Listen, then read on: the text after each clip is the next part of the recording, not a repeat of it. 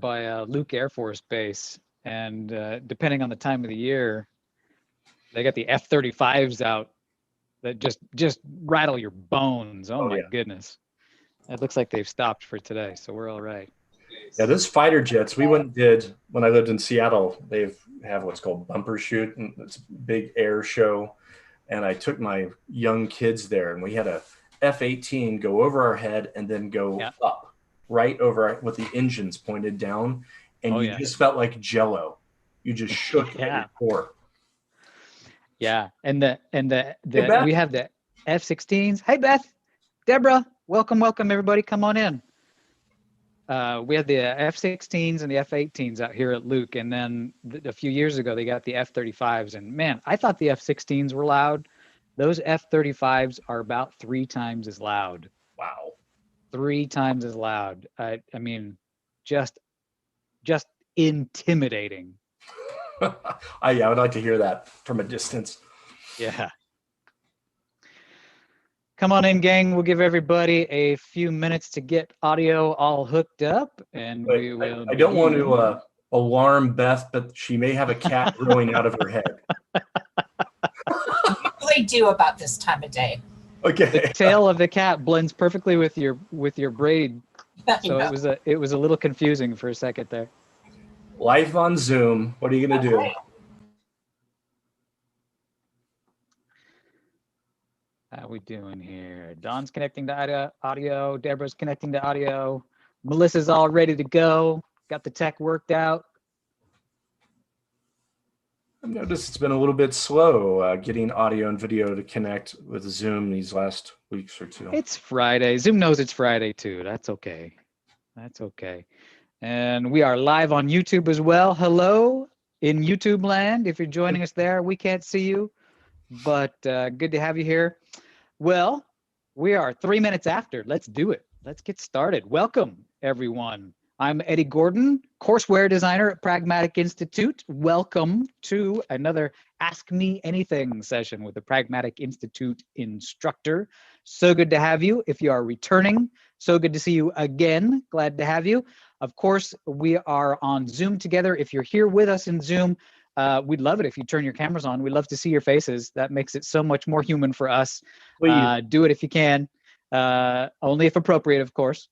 And then because this is a casual environment and an Ask Me Anything format, go ahead, feel free to unmute as needed as you have questions. If you have follow-up questions to some of the questions we already have submitted, and jump on in there. If you would like to ask a question but don't feel like talking today, that is fine as well. If you're shy, stick it in the chat. That works as well. I will keep an eye on the chat. You can send it either to just me or you can send it to everybody. But I'll toss those over to our instructor as they come up. And I have to give a shout out at the top here to the Pragmatic alumni community. The alumni community is a forum for impassioned product professionals, a place where they can exchange tools and examples and tactics. And in times like these, we at Pragmatic believe it is more important than ever to have a place where you can connect with your peers. That's why I'm so excited to say this for the first time on the AMA. We are pleased to offer a complimentary 1-year PAC membership to everyone who takes or has taken a public online product class. That is big news, a fantastic resource which is now available to you complimentary if you have taken one of the online product classes. So jump over to pragmaticinstitute.com/community to figure out how that works. Big deal. It's a big deal. Speaking of very big deals, I am very pleased to have with us today Pragmatic instructor Todd Middlebrook, the biggest of big deals. Okay, is that a comment on the weight I've gained since the COVID-19? No, okay. no, totally status. It is a status comment. Big deal to Actually, have him both here. are accurate, I'm afraid. Todd, we have some pre-submitted questions. We've got a good bunch now with us here in Zoom, so we're going to mix it up and we're going to pull some from here, some from there. Sounds good. But Here's the first one I wanted to toss over to you. This is from Kimberly. It sounds familiar to me. May have asked a question like this in the past, but it's always fun to ask a different instructor because then we can compare you guys and see if your answers are Oh yeah. consistent. We So better be let's close. see. Let's see what happens here. Kimberly says, I am a little confused when it comes to dissecting the term value proposition. Can you break it down for me a little further, Todd? I got worried there for a second. You said dissecting, but okay. Not frogs, value proposition. Value proposition. Well, this may sound like a simplistic answer, but I would say that is being able to be concise and being able to answer the question of why should I buy your product? You know, when we all hear about a product as consumers, you in the back of your head, you're wondering, would I buy that? Why should I use that? And we've got to be able to answer that questions. I guess I could elaborate on it, say, being able to communicate, how am I going to make your life better? How am I going to make your job better? How am I going to make your business better? It's that value. And we've got to communicate that in all sorts of ways on our website and our digital marketing, in a sales PowerPoint deck. It's always that being able to answer that question that is at the forefront of your target market's mind, whether you're talking to your buyers or your users, is why? Why should I buy it? Why should I use it? What's it do for me? That's my answer. There you go. I think that was pretty consistent. I asked Diane last time, and I think you guys are spot on. Very consistent. So there you go, Kimberly. I hope that helps you understand the value proposition a little bit better. Todd, here's one that we got from Stanley. Stanley would like to know, what are some ways I can leverage customer feedback across a product lifecycle that goes beyond surveys? Someone mentioned looking into support tickets. Have you used this approach, and what are some other approaches that you have found to be useful? Well, there's usually in a company that has a shipping product that has customers, you've probably got support tickets. You probably even have other data. Do you have mechanisms to solicit feedback? In the old days, we used to call them enhancement request. More modern versions of that, having mechanisms like user voice, where people can go and ask for some capability. Those are all great mechanisms. I would also talk to the people that talk to your users. So if you've got sales teams, have conversations with them to understand what they're seeing, what they're hearing, what they're being asked about. Then don't forget about like more modern techniques. There may be usage data, telemetry in your products that can give you a feel for what's being used, what's not being used, what areas of your product are being used most often. Those can all be very helpful. Do you have mechanisms where you get together with your users? We used to call these CABs, customer advisory boards, or user conferences. These days, those could be something like us sitting here, with you and your customers and your users, and as a group, asking them questions. Lots of potential out there, but I would also say probably the best way is kind of proactively going out and talking to your customers and learning about them. I don't know if you're doing a consumer product or a business product, but some way of interviewing them, and best case would be to try to experience what's a day in their life look like. A handful of interactions, and of course that's going to be a little bit more difficult in a pandemic, but just even scheduling a proactive Zoom call with a handful of the users of your products. But what's interesting is I wouldn't just ask them, hey, what features would you like me to add to my product? I would really seek to understand their job, their life. If you make sporting good equipment, well, you should probably go watch people play that sport. If you make accounting software, then, seeing what it's like to be an accountant. As much as I like all those other data stores, to get feedback from the enhancement request or the support tickets, those are people that they're already engaged and they have some reason to provide you feedback. They're opening a support ticket because something's broken or it's not performing well. Then, of course, those enhancement requests tend to be from people that are kind of your power users, the most advanced users, and they may not really represent the rest of your user community. And that's why I love doing a small number, not, it doesn't have to be 40, 60, 80, it could be 5, 6 interviews with some of your users and learning about them as well as what features they might want in your product. So those are some examples. Yeah, there are all kinds of ways to get customer feedback. I've heard some pretty creative ones just here in our AMAs. Some cool ideas. And of course, that was all over and above surveys, right? Like it was already mentioned. Right. Are we just getting oversaturated with surveys these days? It seems I open my inbox and I just say, oh, goodness me, I don't have time for one of these, let alone 13. Well, I can only speak for myself, but I'll tell you, somebody who has been focused on product management and product marketing as long as I have, and I know why they're sending me that survey.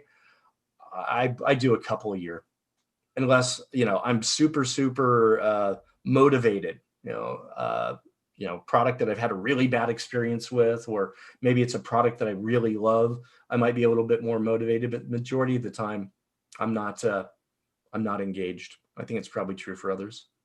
There, Todd just demonstrated some customer feedback right there. That was valuable. Oh, thank you. Well, there you go, Stanley, getting your money's worth. Alika, welcome back. Good to see you. And we've got a question submitted in the chat from Alika. I'm going to go ahead and read it. Alika, go ahead and feel free to unmute and offer any clarification for Todd as I read this. She says, question on buyer personas and sales team. I heard that sales teams don't want all the personas in a deck handy for them to access because they keep chasing accounts one at a time. What is the format you recommended in battle cards, competitive sales playbooks? What do you think? Alika, feel free to unmute and have a conversation with Todd on that. Okay, Todd, more background. I just did the market class. I finished it this week, where, they went over buyer personas, and we had already documented ours. And, I learned, about the nuance of the economic, the influencer, the technical, the functional. I happened to meet with our salesperson like a week ago, because I was going to put all the personas. We have about 6 total personas that span across 3 of our core solutions. And I was going to put them all in one deck. And I asked the sales leader if this would be helpful. And there was kind of a pregnant pause. And then he says, well, I really kind of need them in the competitive sales sheet, meaning by product. And I thought, okay, but don't you want them handy where if your team wants to go see something on the CIO or the CFO, they can go to one place versus having to go there it's buried in a product line sales sheet. I don't know. And then I actually got an email, coincidentally, from Pragmatic. It was, I don't know, from another one of your arms that said, sales don't like personas. Because it's not that they don't like them, they know they're important, but it's like they don't want to spend time really knowing their personas because they're just going after chasing account one at a time. So I don't know if you have any thoughts. Yeah, it's kind of an onion. I have to peel a couple of layers on that one. I will tell you that if I understood some of the comments from the sales leadership, it's counterintuitive and kind of counter to, I think, what is probably more typical. Most sales organizations want their sales content centralized, right? They don't want to have to go in different places, whatever those assets are, whether they're battle cards, PowerPoint decks, ROI calculators. They tend to like some type of care package so that they're have the latest and greatest. I will say that personas in and of themselves, I've seen resistance for sales organizations. And I don't know if this is true for how they've been rolled out with your organization, but they often, a PowerPoint slide per persona. I find a lot of sales teams go, great, here's this information about this fictitious person.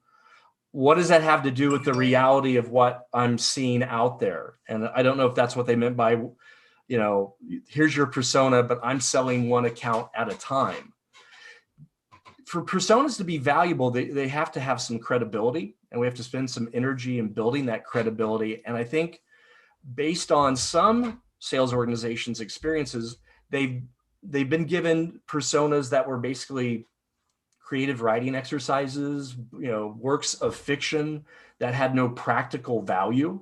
And that's where I hear some of those comments. But if you've done your personas properly, your buyer personas are based on market data, interviews, other data that you've collected, and they really are an amalgam of all those different data sources. And now you're presenting what is typical, common, or average.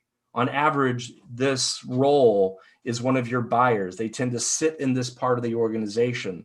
They play this part in the decision to buy or not buy our product. So potentially spending some time to say, look, what I'm presenting to you is not, although it is not a real person, it is a representation of the market. This is going to help you identify the cast of characters and to know what's important to them. But then in and of itself, that can be valuable. But what I would say is the next thing is then using that information to be practical. I would use it then to define your PowerPoint decks. The sales decks you're creating. Hey, if you're talking to the procurement officer, here's the right presentation to work to use with her that answers the question of, that she has when it comes to buying your product. If you're talking to your economic buyer, here's a presentation or a data sheet. But starting to associate the sales tools that you're giving them with the personas. But it always starts with building that credibility of the persona first, in my experience. I don't know if that's at all helpful. Alika? Yeah, I think what you're saying is to help them maybe actually get a better confidence level over that the personas are there to help them, better talk to a message with the account. Yeah, and okay, if our product's our product, but if you're talking to the CIO, here's what you need to say to him. If you're talking to the CEO, here's what you need to say to her about the same product. It's making it relevant and turning that into discussion guides can be helpful. But it's taking it from here's this person. It's like getting introduced to somebody at a party.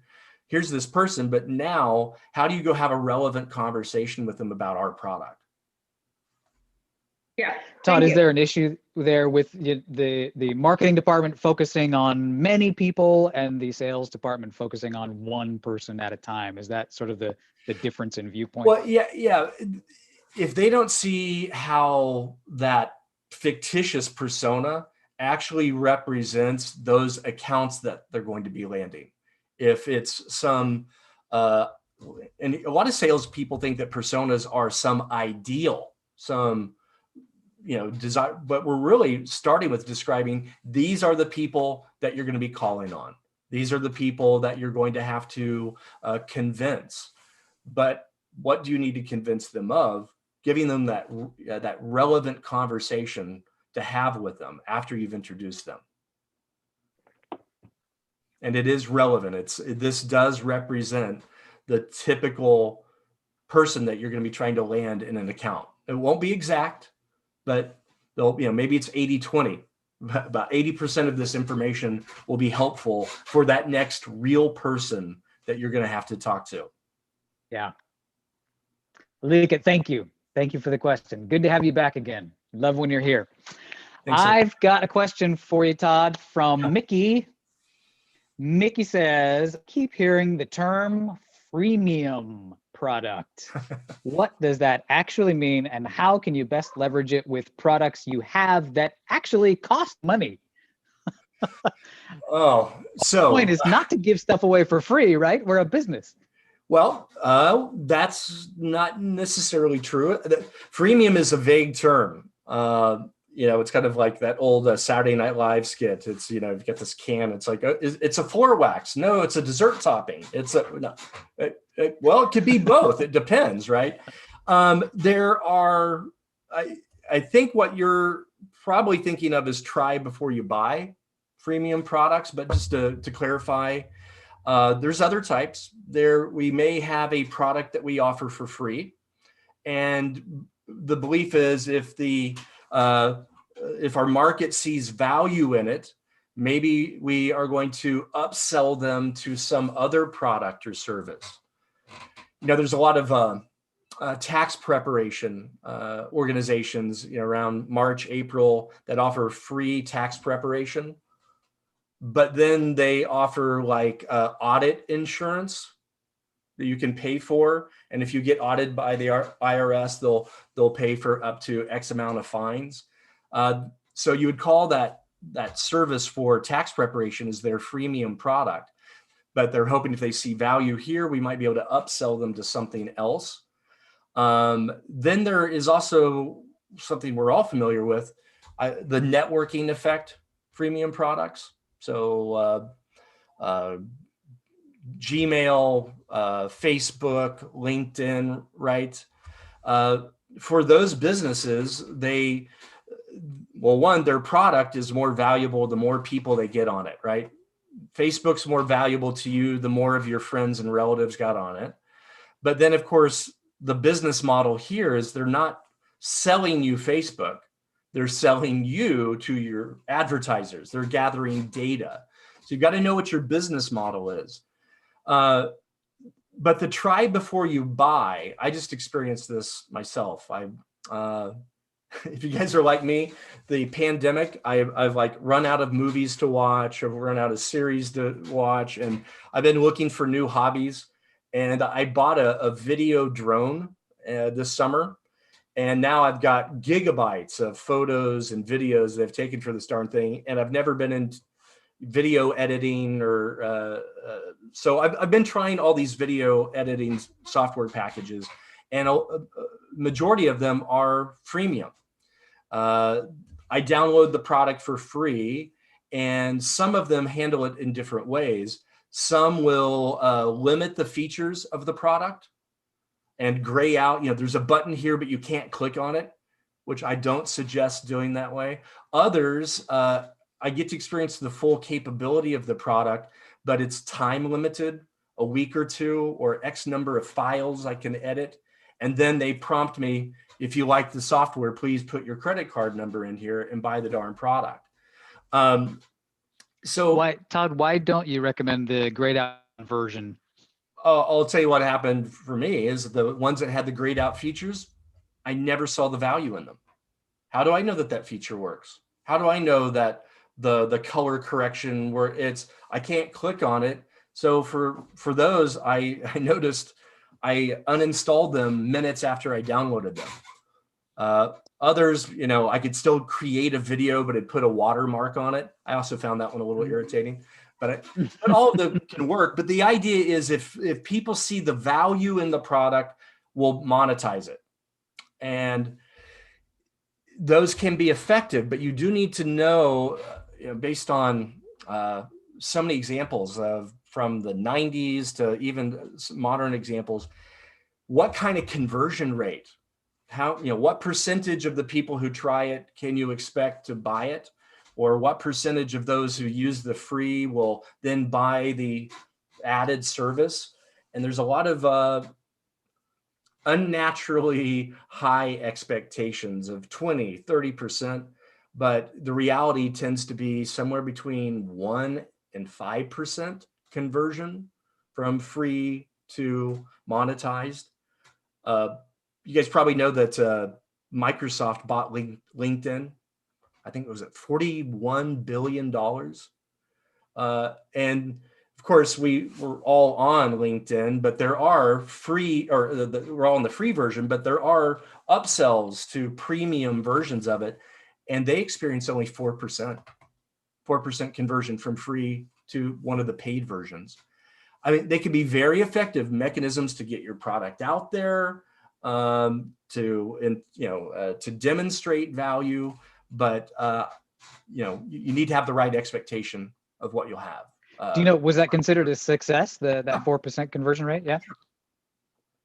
They tend to, obviously I'm talking about the upsell potentials, the freemium that are the networking effect.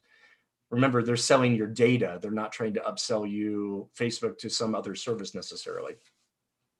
Yeah, it's a new world. We are the product. Yep. Ooh, scary. That old adage, if it's free, it's not the product, you are. Yeah. Todd, I really enjoyed this next question here. This one from Manuela, who says, product managers make lots of decisions, both big and small, and often on the fly. But in my experience, we don't spend nearly enough time thinking about how we make these decisions. What are some suggestions that go deeper than just listening to our market? Todd, that made me giggle, because when I was first taking the Pragmatic Institute courses and was about to take the tests, somebody leaned over to me and said, don't worry, when in doubt, the answer is listen to the market. And they were not wrong. They were not wrong, right? Right? We talk about it a lot. I've been teaching this stuff for over 6 years, and I sometimes feel like a bit of a broken record. Okay, so I will answer the question over and above listen to your market, but I'm contractually obligated to say listen to your market, right? So let's just kind of unpack that. Yeah. You're right. Product managers, product teams have to make so many decisions about their products on a daily basis. Big decisions, what should we do in this update? Should we build this product or not? Should we go after this market? Then there's those like daily decisions. Hey, we're prioritizing requirements for the next 2 weeks. Which things are the most important? Which are least important? Or we're often resource constrained. We can only do so many things in this next release. What should we tell the sales team to focus on, who to sell to? So there's lots and lots of decisions. Yes, listen to your market. If you know your market you're targeting, it can help you answer a lot of those. So what else? I love that. How do we make these decisions?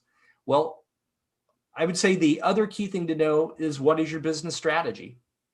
So your product is a part of a business. What is your business trying to accomplish?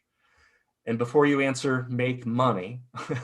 Okay, most of it, that's the goal.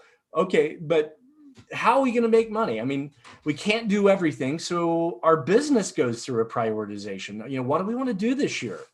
Are we focused on winning more and more new customers in our existing market segment? So we want to, focus on selling our existing product to more new people.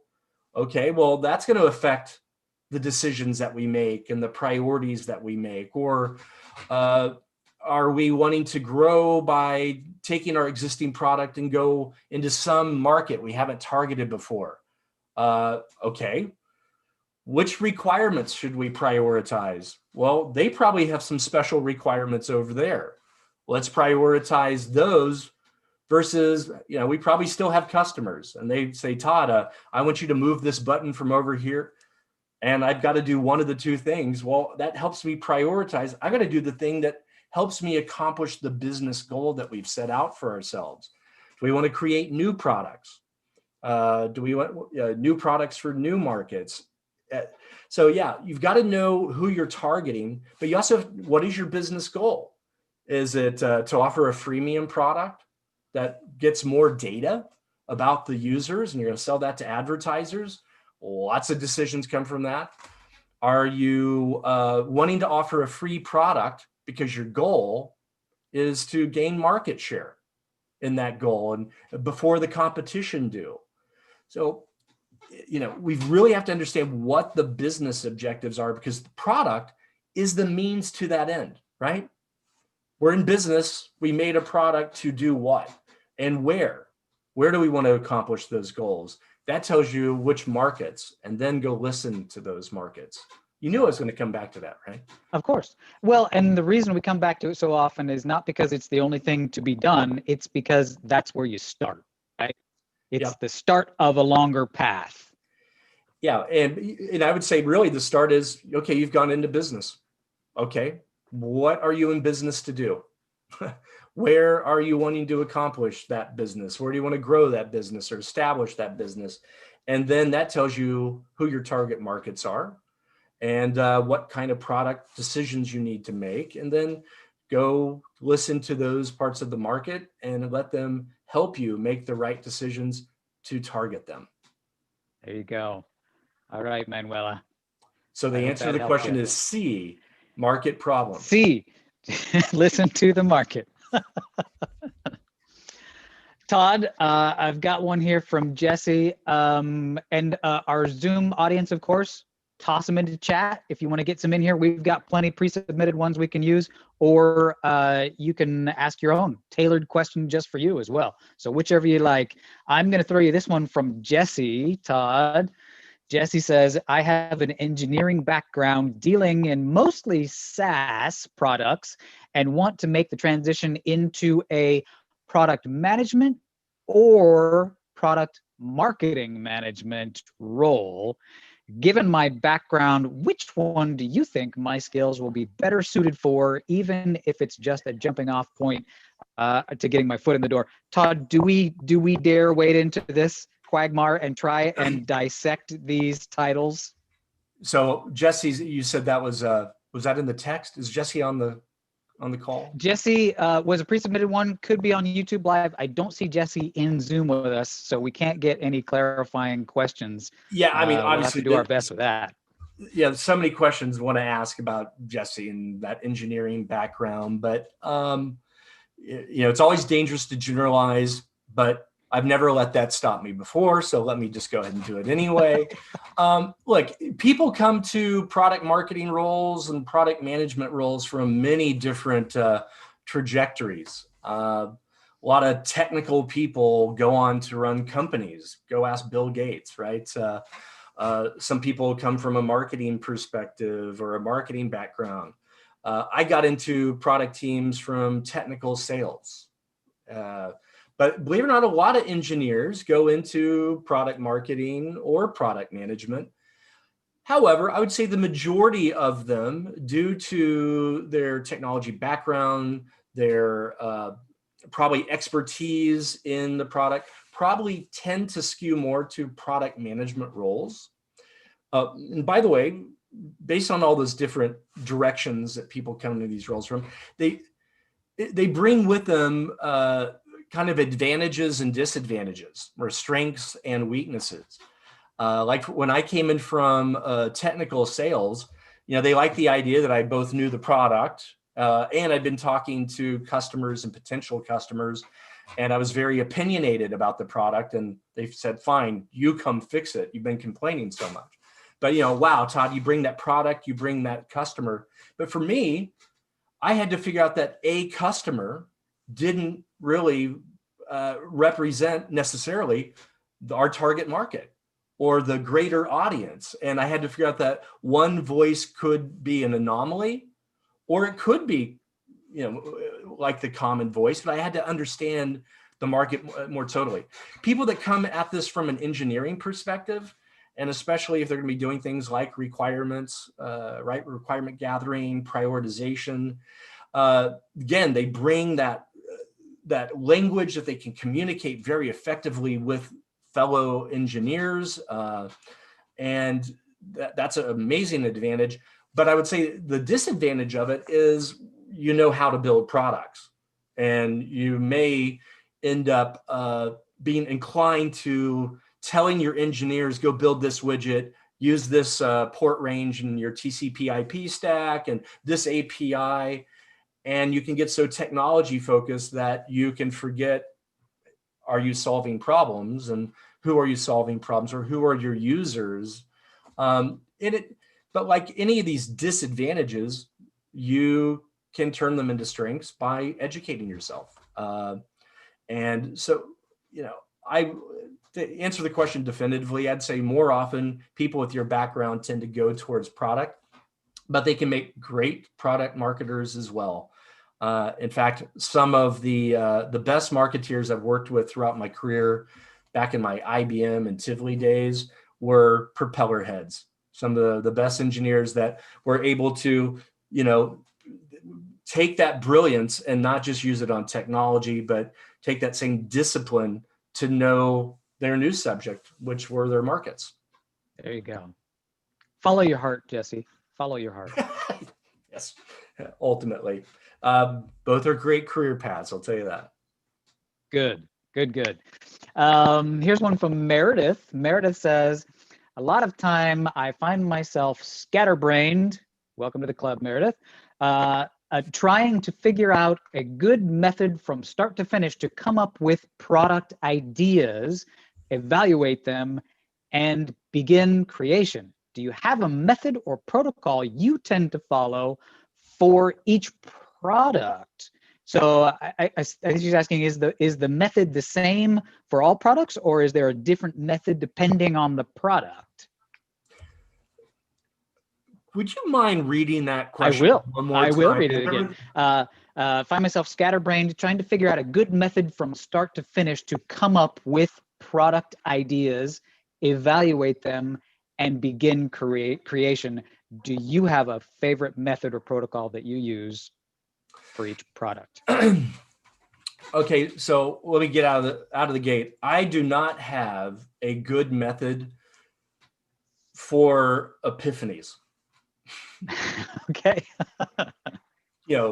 Sitting on the back porch and go, oh, I just had the most brilliant product. That I can't help with. I've never done it. What I do have is a great method to not rely on my own limited intelligence. For me to come up with a product idea, so to invent something new. And a broken record here is, people are markets, right? And if you want to come up with new ideas, you've got to figure out, if you're, already in a market, take it, you probably work for a company. It sounds like you already work for a company. How do I find new product ideas? Go back to the advice I provided earlier, is go back to the community that are your users and your buyers. And those interviews I described, I said, make those interviews about them, not about your product. You have plenty of conversations with your market about your product. At these meetings, what we call Nahido, or at least falls underneath that umbrella, is going out and understanding their life better, understanding their job better, and asking them. My favorite question, and most of my career has been focused on businesses. So I was talking to people that would, I wanted to build products that they would use at work. I would ask them, what drives you crazy about your job? And many times, I got, oh, this is hard. This is difficult. I can't do this. My boss is always on my case about this. But I also got a lot of my commute. Oh, crap. Okay, I have no plans to create any product that will help them with their commute. But I wouldn't stop there. I'm like, well, how does your commute impact your job? Why is that bad for you? Why is that bad for you? I used to practice, you guys have heard of the 5 whys. I get an answer, I'm like, I have no idea what to do with that answer. Why?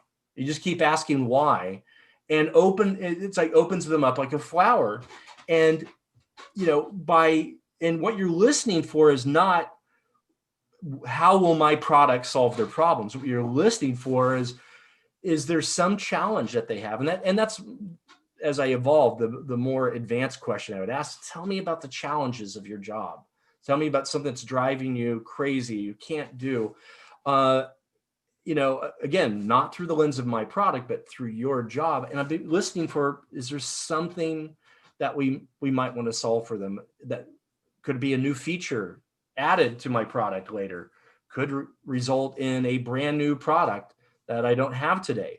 And by the way, not only are you seeking to understand if they have a challenge, but what is it? Why is it bad for them? And really, how does it make their life worse? How does it make their life difficult?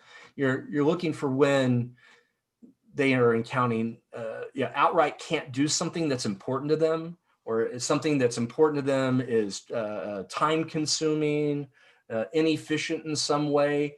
And, and I'm looking for those that would really have a major impact on if I could solve that for them. So for ideas, that's been my approach, is to have the market tell me when it comes to those later stages. Oh, and maybe you do have a great idea. Maybe you are more innovative than I do. Still, you want to make sure that the market thinks it's a good idea. You can come up with a prototype, a wireframe.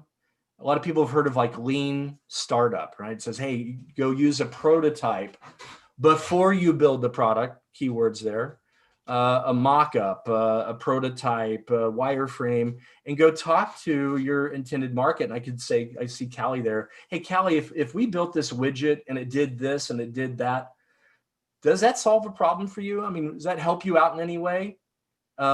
Is it, you may already have a solution for that, but is it better than the solution you already have? Is it quicker, faster, better, more efficient? And again, if it does solve a problem for you, how much better is it than the way you solve that problem today? Is that something that would be an innovative approach that you've never thought of? So you can take those ideas, but you can get feedback throughout. Once you've decided to do something, design principles, talk about testing your design, A/B testing as you're building. If your development teams are using iterative development processes like Agile and Scrum, you can have completed code and you can go, hey, Beth, we built this widget. How did we do? Do we need to fix it, improve it in some way, and use that throughout the development process? And that is a continuous feedback loop as you're trying to stay focused on your market. Hope that helps. So Todd, to what extent is the product process an art versus a science? I find a lot of people, and I don't know that this person's question specifically was getting to that, but I think a lot of people get innovation confused with invention, inventing something new and the novelty of something new. Markets are only impressed with something new when it's useful to them, when it makes their life better, their job better than the old way they did it, or they've never been able to solve that. And so building, a sophisticated discombobulator machine that goes to 17, if you put this, right? We all look at that and go, why would I use that? What purpose does that serve for me? And you can go get that feedback if you have invented something.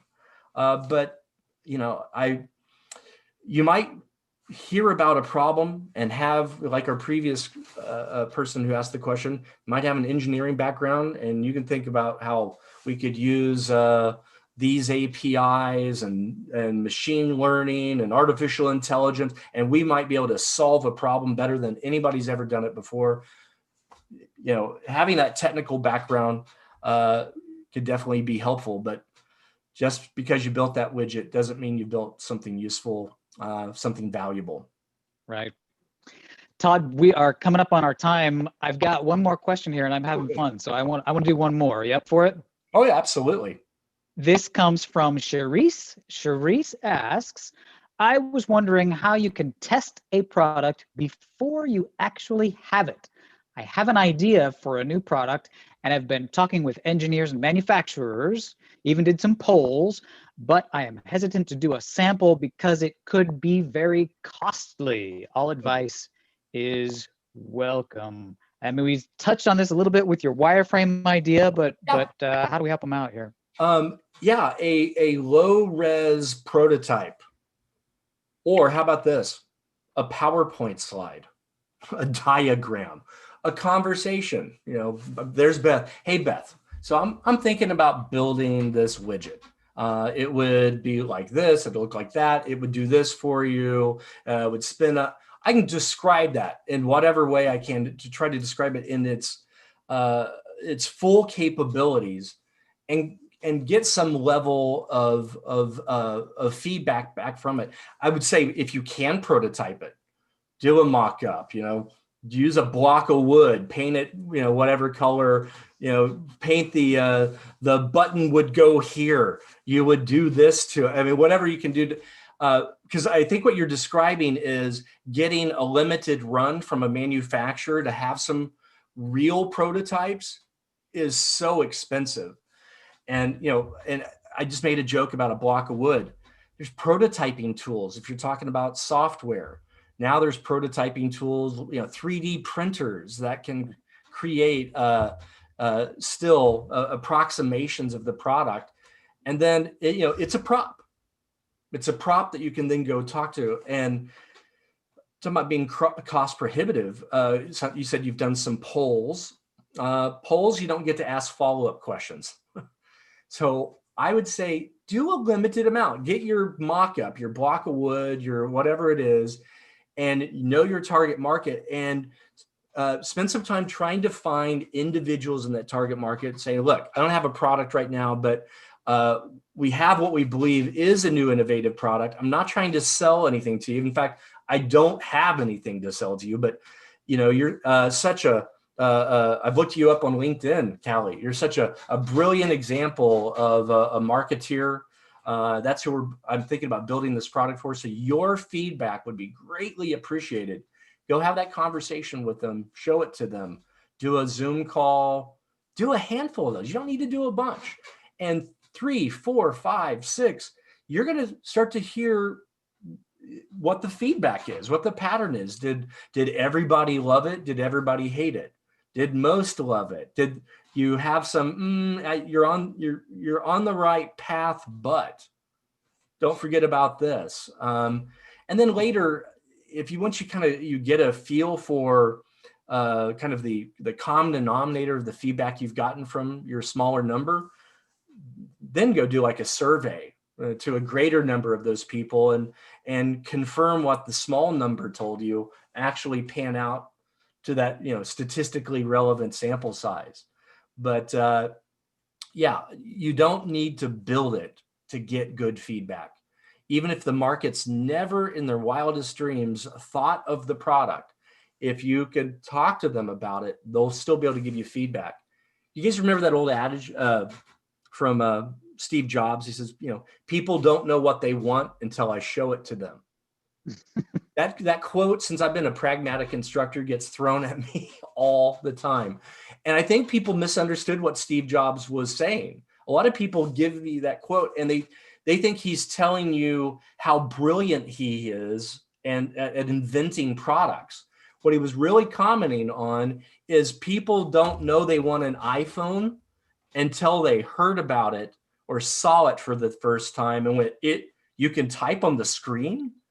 Well, you can get on oh my God, I got to have one of those. Even if 5 minutes before, they never even conceived of themselves. But it turns out you don't have to build the iPhone. You could just do a block of wood, paint the screen on it, and say, here's what you would actually type on the screen. There wouldn't be a keyboard. And they'll still tell you what they like or don't like about it. This is an informal Friday conversation, right? So. Absolutely. Brilliant, Todd. This has been a blast, as always. You are a wealth of knowledge. Thanks, everybody. Deborah, Melissa, Don, Eric, 1508-019, and Alika. Thank all of you for taking. Good old 15. We just call him 15. Close friends call him 15. That's what. Yeah. It's been a pleasure, folks. Out of your Thank you so much for joining us. And if you're digging the AMA format, join us. You might like also the product chat series. Our next one of those on Zoom is Tuesday, October 27th, when we will welcome Robbie Kelman-Baxter, subscription expert and best-selling author, who will be discussing how to build subscription products so compelling your customers will never want to leave. Just in time for Halloween. You guys are going to never leave. And of course, the Ask Me Anything series, you got to love those. They happen every Friday, 1:30 p.m. Eastern Time. Join us for another discussion, casual format with a Pragmatic Institute instructor. We love doing these. We love having you guys here. Thanks so much for coming and for coming back, many of you as well. And until next time, have a fantastic Friday and weekend, everybody.